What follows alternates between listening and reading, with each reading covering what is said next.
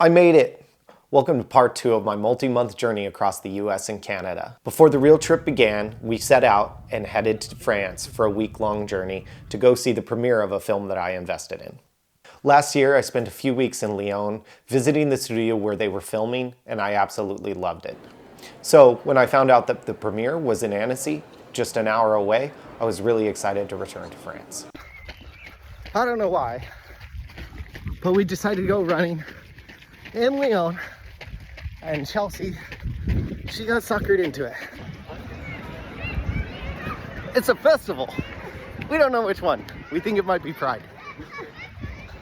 I'm smelling a lot of contraband, if you know what I mean.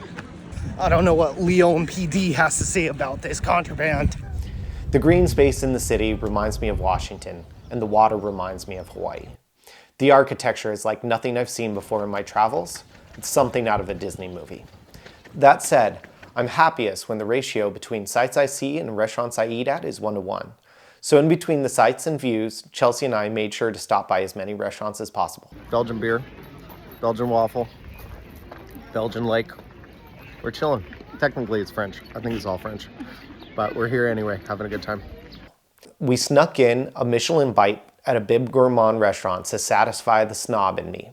But my favorite eatery by far was a tiny shop in Annecy by the name of Bon Pain, Bon Vin, or Good Bread, Good Wine. Having just finished teaching for the year, Chelsea was eager to get in some proper R&R and enjoy the lake. So we rented a tiny pedal boat and set out to enjoy the day before the premiere. The festival and premiere was amazing, and the locals taught us the pre-screening traditions of throwing paper airplanes, making bubble sounds, and shouting "Le Pain" every time we saw a rabbit. The film itself turned out amazing, and I was incredibly pleased with the work the team had done. While the trip was certainly a highlight of the decade, I also started to experience some of the first cracks in my composure, as all this travel started to wear on me. However, with just a few short days to enjoy ourselves before the real journey began, we packed up and prepared to leave. All right.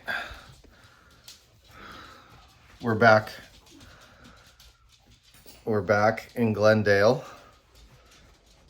And we're doing laundry. It's 8 p.m.